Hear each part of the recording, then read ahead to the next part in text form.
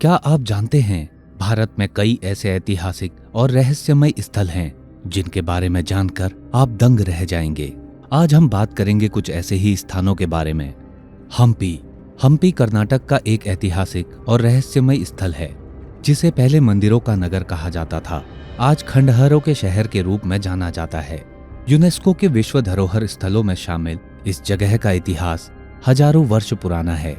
इसे रामायण और पुराणों में पंपा देवी तीर्थ क्षेत्र और किष्किंधा के रूप में वर्णित किया गया है और यहाँ ईसा पूर्व 3री शताब्दी के अशोक महान के समय के प्रमाण भी मिले हैं।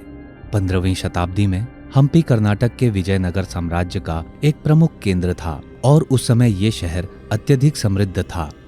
यहाँ के राजा कृष्णदेव राय के शासनकाल में ये शहर इतना वैभवशाली था कि इसे रोम से भी सुंदर माना जाता था। 1565 में कृष्णदेव राय की मृत्यु के बाद दक्कन के मुस्लिम शासकों ने विजयनगर साम्राज्य पर हमला किया। तालीकोटा की लड़ाई में विजयनगर की हार के बाद मुस्लिम सेनाओं ने हम्पी को लूट लिया और इसे खंडहरों में तब्दील कर दिया।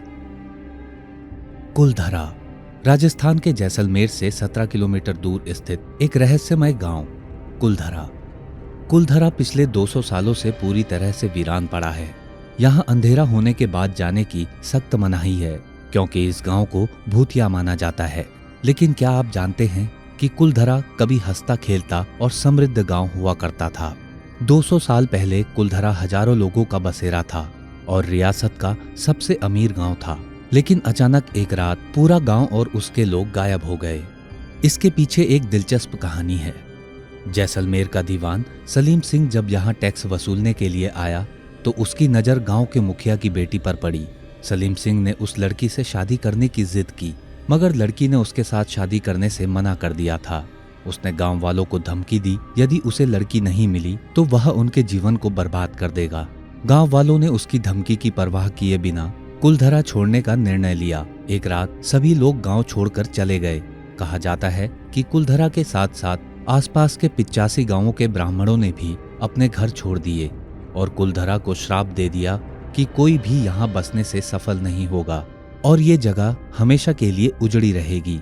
आज भी कुलधरा वीरान पड़ा है और उसके बाद से यहाँ कोई भी नया निवासी बस नहीं पाया।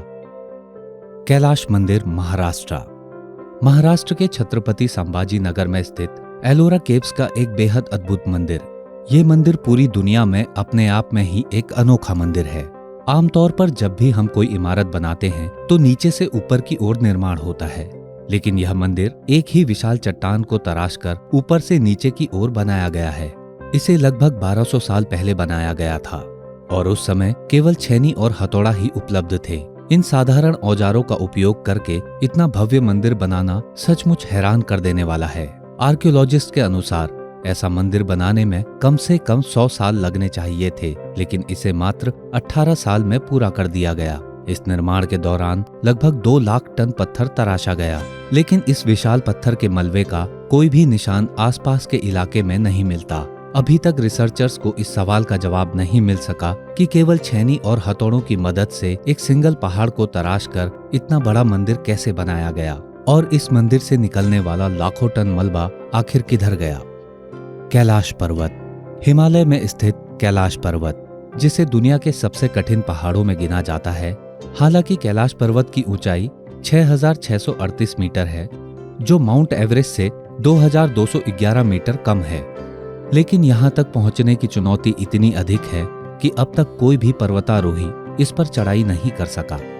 इससे भी दिलचस्प बात यह है कि कैलाश पर्वत की स्थिति भी बेहद रहस्यमयी है। ये पर्वत नॉर्थ पोल से 6,666 किलोमीटर दूर है और साउथ पोल से इसका फासला 6,666 किलोमीटर गुणा 2 किलोमीटर है। एक्सपर्ट्स का मानना है कि ये संख्या केवल संयोग नहीं है। कैलाश पर्वत को सेंटर पॉइंट ऑफ वर्ल्ड या एक्सेस मुंडी ऑफ अर्थ भी माना जाता है। कैलाश पर्वत पर जाने वाले लोग बताते हैं कि वहां उनका बुढ़ापे का प्रभाव काफी तेजी से बढ़ता है।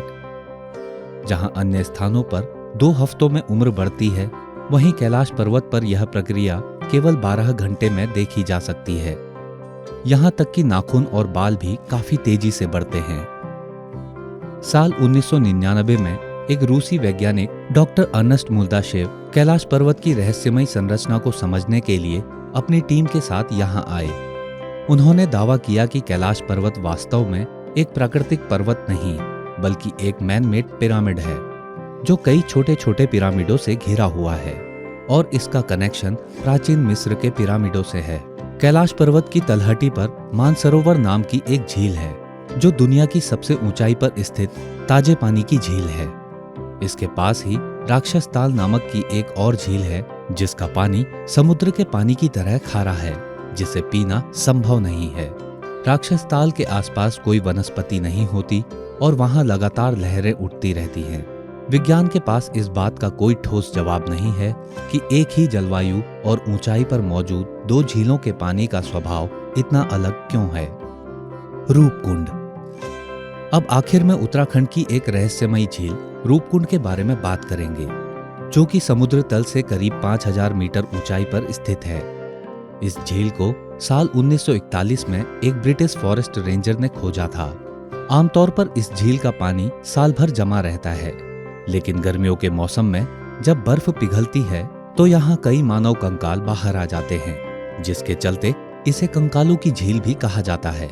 ये कंकाल किसके हैं, ये लोग यहाँ क्यों आए थे और उनकी मौत कैसे हुई, ये एक बड़ा रहस्य है। इस मिस्ट्री को सुलझाने के लिए कई थ्योरीज पेश की गई। एक थ्योरी के अनुसार द्वितीय विश्व युद्ध के दौरान जापानी सोल्जर्स का एक ग्रुप यहाँ आया होगा और ठंड सहन न कर पाने के कारण मारा गया होगा। लेकिन जब जांच की गई तो पता चला कि ये कंकाल द्वितीय विश्व युद्ध से भी बहुत पुराने हैं। साल 2004 में भारतीय और यूरोपीय वैज्ञानिकों की एक टीम ने इन हड्डियों की कार्बन डेटिंग की और पाया कि ये हड्डियां 850 एडी की हैं। हाल की स्टडीज में यह सामने आया है कि ये हड्डियां दो अलग अलग ग्रुप्स की हैं और इन दोनों ग्रुप्स की मौत के बीच लगभग 1000 सालों का अंतर है। इसका मतलब है कि यहाँ दो अलग अलग घटनाएं हुई जिनमें लोग मारे गए होंगे। दिलचस्प बात यह है कि यहाँ कोई हथियार या युद्ध के कोई सबूत नहीं मिले हैं और न ही कोई बीमारी फैलने के संकेत मिले। तो इन कंकालों की असली कहानी क्या है, यह रहस्य आज भी अनसुलझा है।